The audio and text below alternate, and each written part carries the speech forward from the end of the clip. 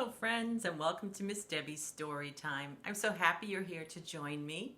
Today we're going to be reading a book about a penguin and a pine cone. Isn't that a silly mix? This story is about a penguin who lives where it's really cold, and he finds a pine cone that doesn't belong there. So before we get started with our story, Miss Debbie wanted to say a few things about the word penguin, and the word pine cone. Did you notice that they both have the same sound? The first letter of the word sounds the same, P. Do you know what letter that is? What sounds like P? Pie, ping pong. Can you think of any other words that start like that? P. You know what letter it is. That's right, it's the letter P. So let's get started on our book called Penguin and Pinecone. Here goes.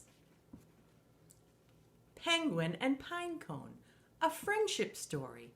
And this story is written by Salina, Yoon.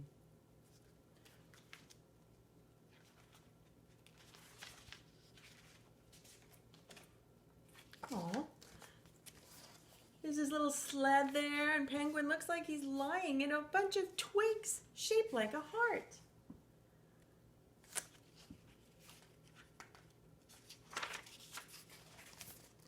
One day, Penguin found a curious object. "What's this?" he said.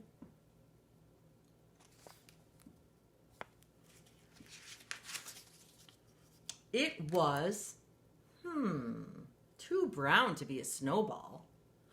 Too hard to be food, crunch. Ooh, that must have hurt his teeth. And too prickly to be an egg, ow. Whatever you are cold. Brrr. Penguin got busy. Knit one, purl two. Brrr, says the pine cone.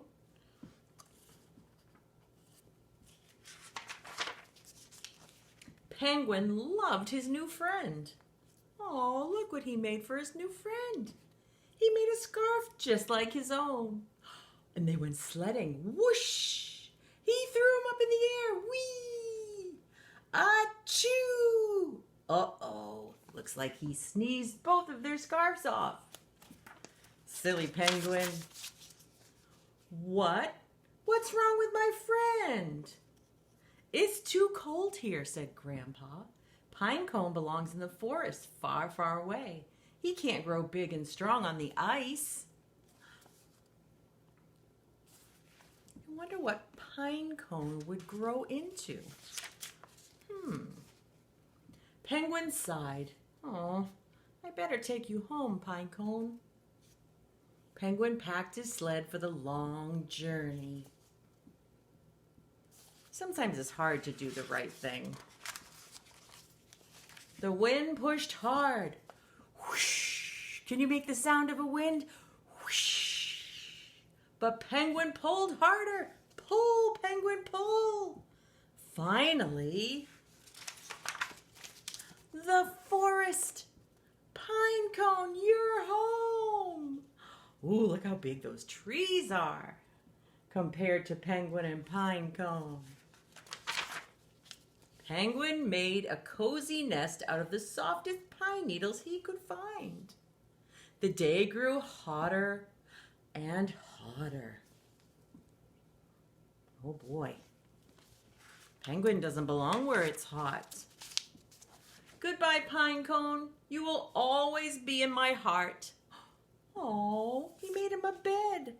Just shaped like a heart, just like his bed. That's very nice. What a nice friend you are, Penguin. Time passed.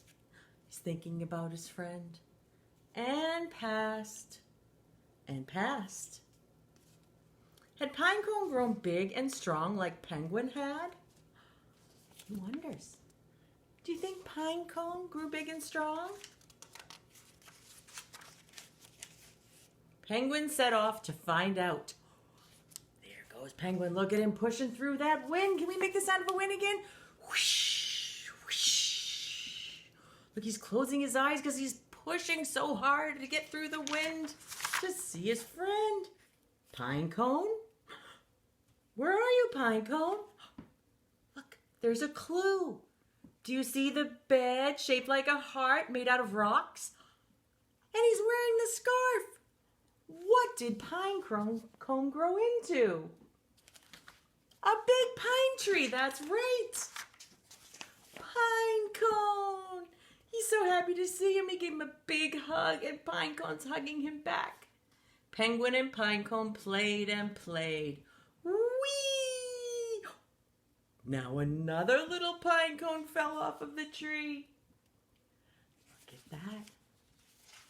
Pinecones are trees' seeds. Pinecone was sad to see Penguin go, but the forest is no place for a penguin. Penguin and Pinecone may have been far apart, but they always stayed in each other's hearts.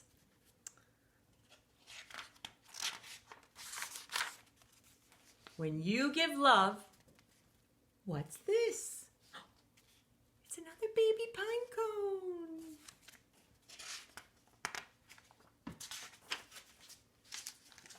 It grows. Look at all the trees that have grown from the pine cones, and look at all the scarves that they've made. Very nice. The end. Now are we ready to make a craft for the Pinecone and Penguin story? Let's get started. Okay, for our craft today we are going to make a pine tree. And we have two different types of trees that we can make depending on what supplies you have at home. Miss Debbie has included a printable for our first craft, and that is our paper pine tree and a scarf. What you can do is cut these out and color them, or you can put them on another piece of paper and cut around the shape so that you can have them on colored construction paper. The other thing that you are going to need is a base for your pine tree, a trunk. And Miss Debbie has used an empty toilet paper roll. You can also get a roll from wrapping paper. I also have a paper towel roll. You can make it a really tall tree, or you could cut this to the size that you'd like. Just like this, Miss Debbie made a smaller one if you'd like. If you don't have either of these, you could roll up a piece of construction paper and tape it, and I'm sure that might work as well. Then what you're going to need is some crayons. If you don't have construction paper to cut it out onto, you can use some crayons to color your tree the color that you'd like. So the first step is to get your base. You can either roll a piece of paper like so,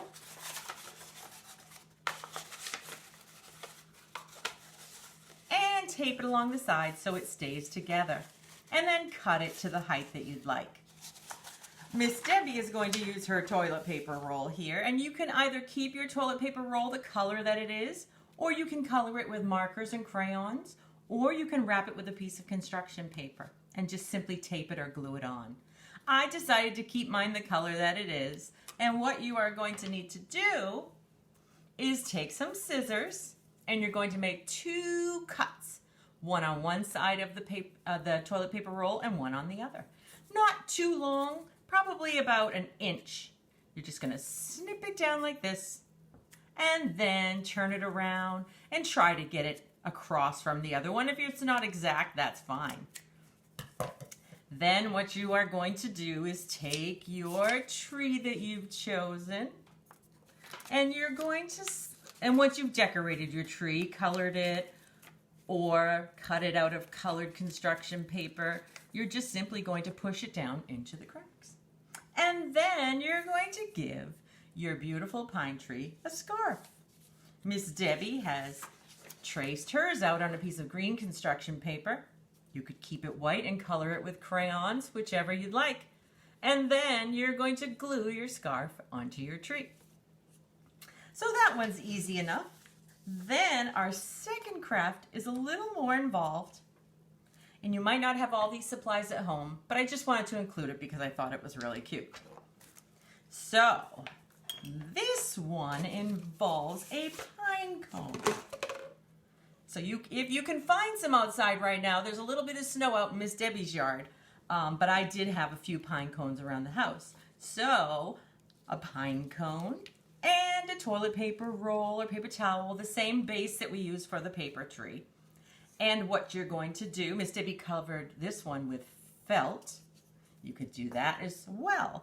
And then you're going to take your pine cone, and if you want to paint it green, like a pine tree, you can do that. Or you can be silly and paint it whatever color you'd like. Miss Debbie thinks that's lots of fun too. You could even paint it white, and it could be a pine tree covered in snow. So you're just going to need your paintbrush of some sort. Miss Debbie has 2 different kinds here, and if you don't have a paintbrush, you can also use a Q-tip. And you are just going to paint your pine cone, wait for it to dry, and then once you've decided how you want your base to look, you can put your pine cone on top, just like so. And then the same thing with the other one. Choose your color of your scarf. Miss Debbie printed this one out and colored it red with a crayon. And that is your pine cone pine tree. Thank you so much for joining me today for story time. Miss Debbie really thinks she might want to start knitting after reading this story. I love that Penguin was able to knit and make a scarf for his friend Pinecone. So maybe that's something I'll get started on. So thank you so much for joining me today. I had so much fun. And until we see each other again next week, my friends, stay happy and healthy. Bye.